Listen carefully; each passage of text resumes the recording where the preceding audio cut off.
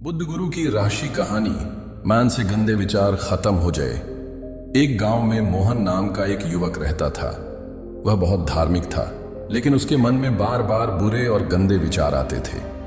वह परेशान था और सोचता था कि आखिर इन विचारों से कैसे छुटकारा पाया जाए।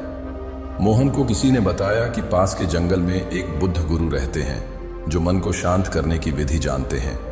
वह तुरंत उनके पास जाने का निश्चय करता है। मोहन बुद्ध गुरु के पास पहुंचा और अपनी समस्या बताई।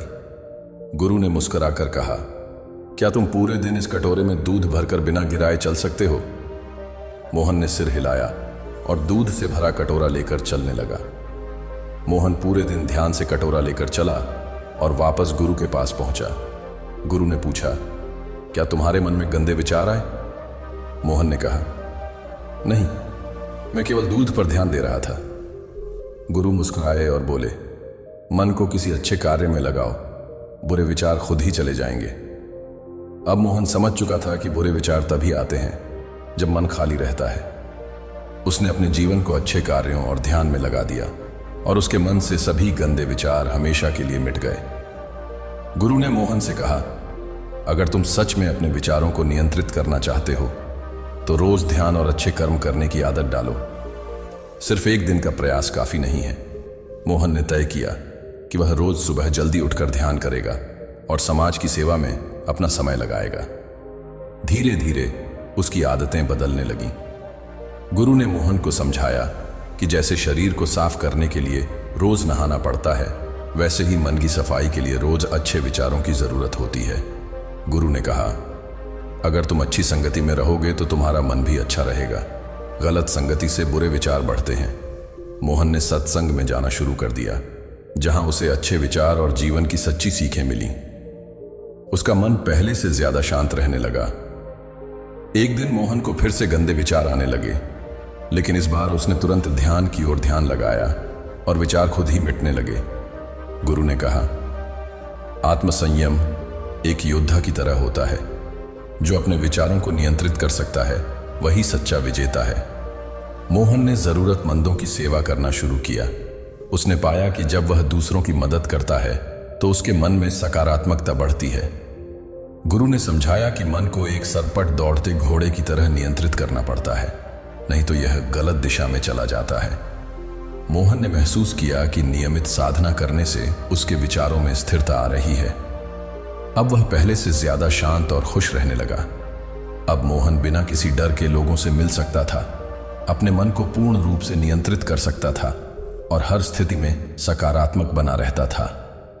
गुरु ने मोहन को आशीर्वाद दिया और कहा, अब तुम दूसरों को भी यह ज्ञान दो ताकि वे भी अपने विचारों को शुद्ध कर सकें।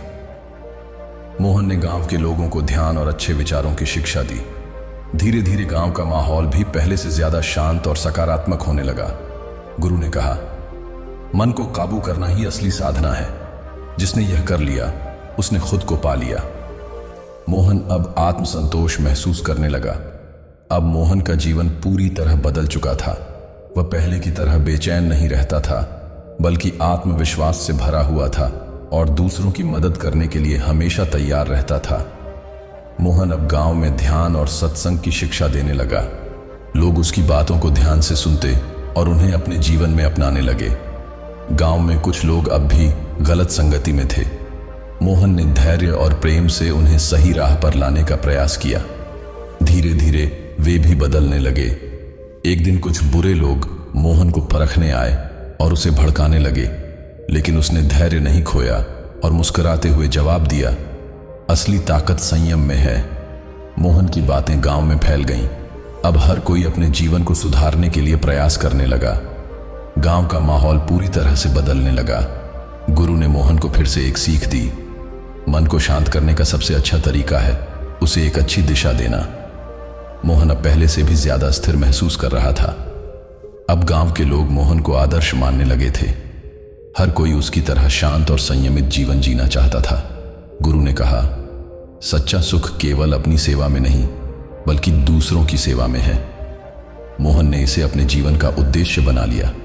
अब मोहन को एहसास हुआ कि जीवन में सच्ची खुशी केवल आत्मसंयम और सेवा से मिलती है। उसने अपने विचारों पर पूरा नियंत्रण पा लिया था।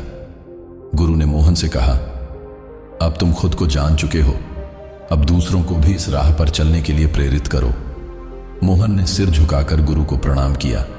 अब मोहन गांव में अध्यात्म और सेवा का नया अध्याय लिख रहा था।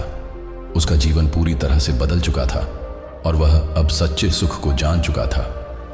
मोहन अब गांव के चौक में खड़ा था। उसकी आंखों में आत्मविश्वास और चेहरे पर संतोष की चमक थी। गांव के लोग उसके चारों ओर खड़े होकर उसकी प्रशंसा कर रहे थे।